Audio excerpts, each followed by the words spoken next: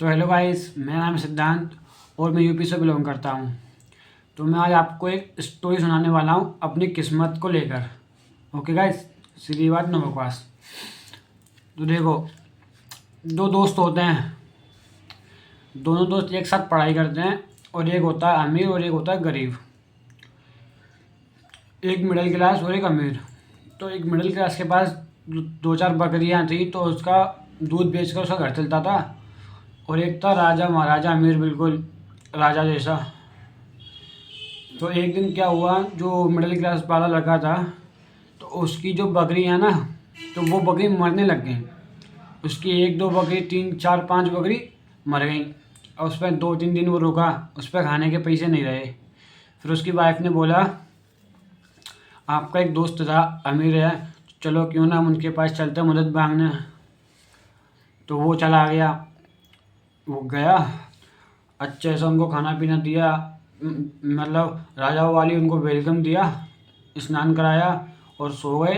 और फिर सुबह 10:15 पर उन्होंने बात करी कि ऐसे ऐसे बात है, ऐसे ऐसे हो गया।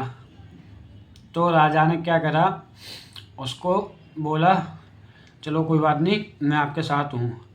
तो बोला, मंत्री इनको एक बकरी दे दो। ये क्या, इतनी बड़ी जायदाद होने के बाद भी वो राजा जी बोलते हैं कि एक बकरी दे दो।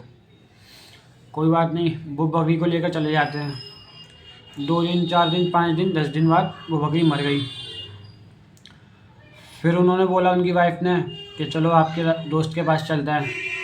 वो फिर गए।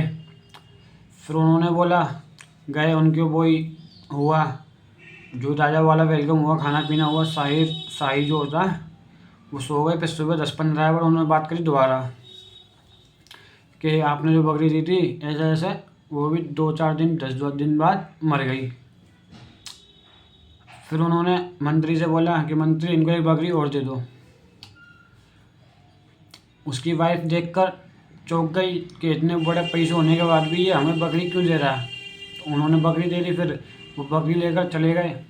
2, 4, 5 दिन, 10 दिन बाद, 15 दिन बाद वो भी मर गई। फिर उसकी वाइफ ने बोला चलो। तो बड़ी गुस्से में बैठा था भाई वो, कि इतना बड़ा पैसे वाला होने के बाद मुझे बकरी दे रहा है। तो वो अपने एटीट्यूड में बैठा था, बैठा रहा। जब खाने के लिए नहीं बचा कुछ, तो जो 2-4 दिन बाद वो दोबारा चला गया अपने वाइफ के साथ अपने दोस्त के पास। फिर वही वेलकम, चाय वाला, खाना पीना, सोना। सुबह 10-15 पर कि ऐसा ऐसा, वो भी मर गई। कोई बात नहीं। फिर 10-15 के बाद उन्होंने फिर मंत्री से बोला कि इनको एक बकरी और दे दो। जब उनको एक बकरी और मिली, तो भाई साहब यकीन करना, तो वो बकरी ब्याह गई। 2-4-5 दिन बाद वो बकरी ब्याह गई। अब कितनी बकरी हो गई, 102 बकरी हो गई, ब्याह गई। और उसके बच्चों का पेट पल रहा था, दूध पी रहे थे। फिर बकरी बकरी भी आ गई, 3 बकरी हो गई। अब एक बकरी का दूध पी रहे, 2 बकरी का दूध वो बेच रहे। ऐसे ही कर करके 5-6 गाय, वो 5-6 बकरी दोबारा ब्याह गई। जो उनका बिजनेस जो था खाने पीने का, वो दोबारा सेटल हो गया। अब उसकी वाइफ ने बोला, जब हमारे पास खाने के पैसे नहीं थे, हम अपने दोस्त के पास गए थे, अब हमारे अच्छे से जी रहे हैं, खा रहे हैं, पी रहे हैं, तो अपने दोस्त के पास दोबारा जाएं। तो दोस्त ने बोला, हाँ सही कर रही हो आप, तो चलते हैं। वो दोबारा गए, फिर वही वेलकम। फिर उन्होंने 10 बजे वही बात बोली कि ऐसे ऐसे बकरी ब्याह गई। फिर उसके दोस्त ने 100 राज्य और 50 गाय दे दी। क्यों? इससे एक चीज़ समझ में आई, जब तक अपना समय खराब है तब तक बकरी मरेगी। जब तक नसीब समय खराब है तब तक बकरी मरेगी। अगर राजा उसी समय में उसको महल दे देता, तो वो महल भी उसका डूब जाता। राइट। उसने उसको बकरी दी, उसका नसीब सही होने तक वो बकरी मरती नहीं। जिस दिन बकरी ब्याई, उसका नसीब चमक गया कि अब तू जा, राज्य ले जा, भैंस ले जा, अब तेरा नसीब चमक गया, अब तू उड़ेगा।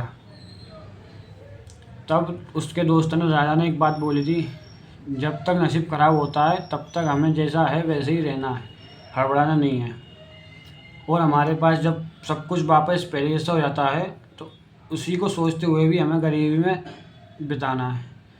तो बस यही बात बोलनी थी, सिद्धांत को सपोर्ट करें।